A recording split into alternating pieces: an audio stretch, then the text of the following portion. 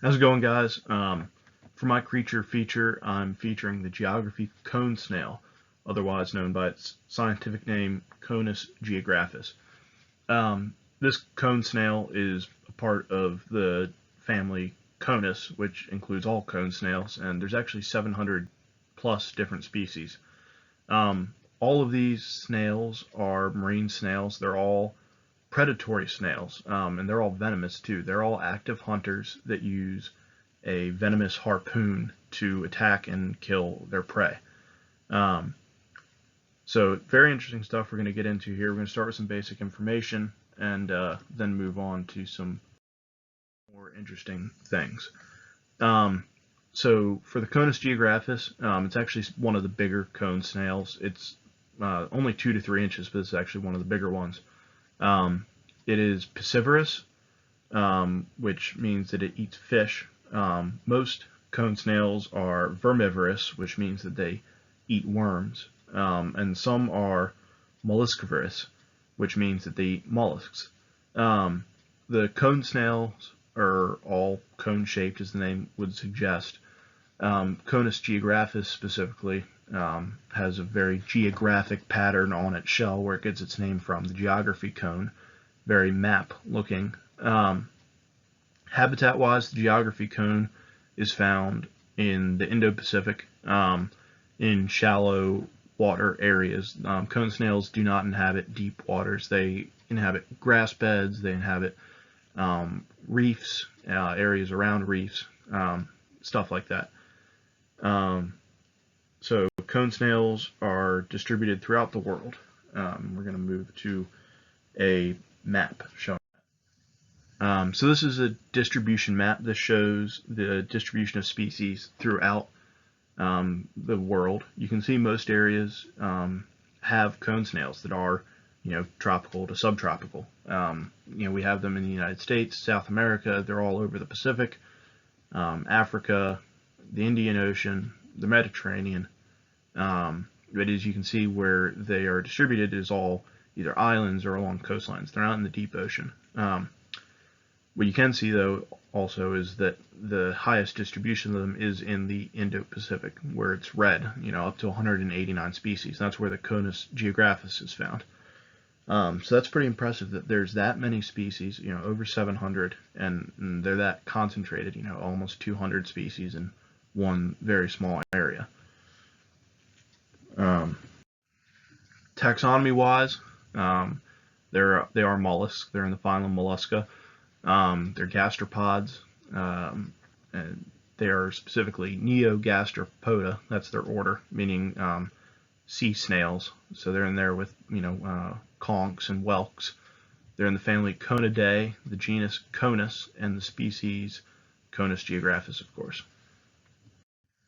Anatomy-wise, they are very similar to other gastropods, both terrestrial and marine, that they have that muscular foot that is named gastropod, stomach foot, and they're also very similar to other neogastropods, the sea snails. They have a proboscis and a siphon, so similar in that regard.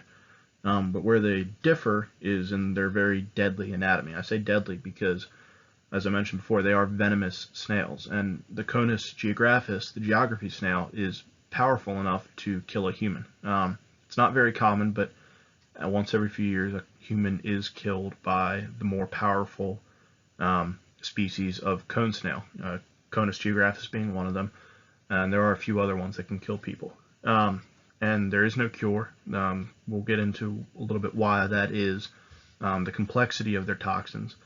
But basically, the anatomy is that you have the venom bulb, which holds the venom duct, which transports it to the proboscis, and the harpoon, which is on the tip of the proboscis.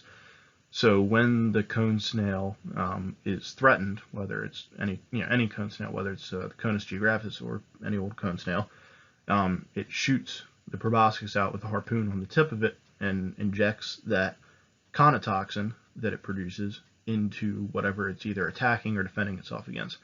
And if it's prey, a smaller item, that will either paralyze it or kill it. Well, paralyze it first, and it always ends in death. And then that proboscis retracts back into the rostrum expands and envelops the prey item where it's taken into the cone snail and digested. So now moving more into the scientific literature. All cone snails have conotoxins, whether they are powerful enough to kill a human, like the geographic cone, or just enough to give you a nasty sting. But all cone snail species do have conotoxins. So what are conotoxins? Within one individual cone snail's venom, there's up to 10,000 individual toxins. And there are two different types of toxins that the snail produces and uses depending on the situation. There's the one that they use for hunting, and there's one that they use for defending. Scientifically, we're most interested in the defense venom because it's the most potent. The snail is trying to stop whatever's coming at it to, try to kill it. So these toxins, the conotoxins, are made up of peptides. These peptides are composed of amino acids. Cone snail peptides are pretty complex. They're usually composed of chains of 10 to 40 amino acid. And this is where it gets really complicated because different peptide toxins interact with different ion channels in cells. So when that toxin enters the body, it starts to interact with pain receptors. And these ion channels in cells define the pathological relevance of different pain receptor subtypes and are responsible for mammalian pain signaling pathways. So because the conotoxins are extremely selective, researchers have actually been able to use that to their advantage and use conotoxins to study subtypes of ion channels, which has not really been able to be done before.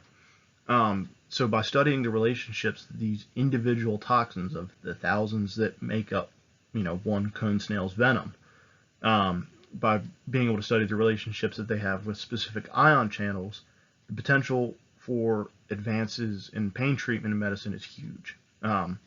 If you are able to identify which ion channels cause certain pain and then treat that with conotoxins, you're able to do some pretty incredible things. There's already one FDA-approved conotoxin medication called called Prialt for severe chronic pain. It's actually 1,000 times more powerful than morphine, and there's no addictive risk, which is really huge.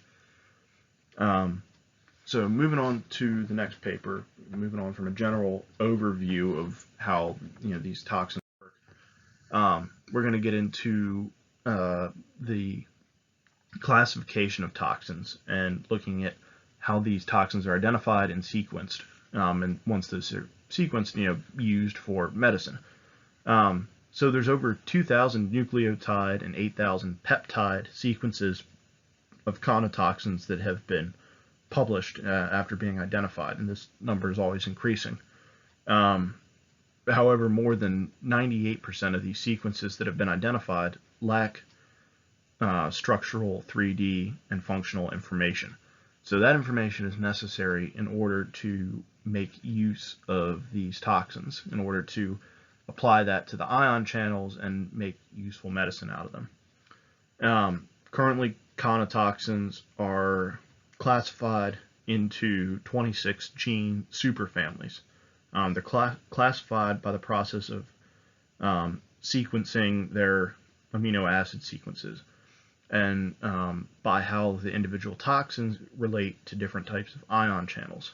The graphic we see here shows the conotoxins and the ion channels they interact with. You notice some of the where the ion channels would be is replaced with question marks. That's because that conotoxin has been identified, but we don't yet know how it interacts with ion channels.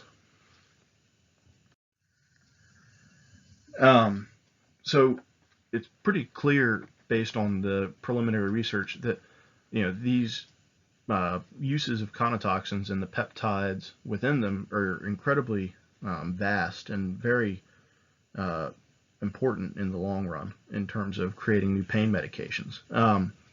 These are primarily used for chronic pain. In cases where you have a person who has, a long-standing condition and has tried other medications like opioids and has had no success. Um, Although there's only currently one drug on the market, there's many more clinical trials, and there should be more on the market very soon. With any drug, there's a long period between uh, the first thought of making it a real thing and then moving into actually implementing it and using it on the general public.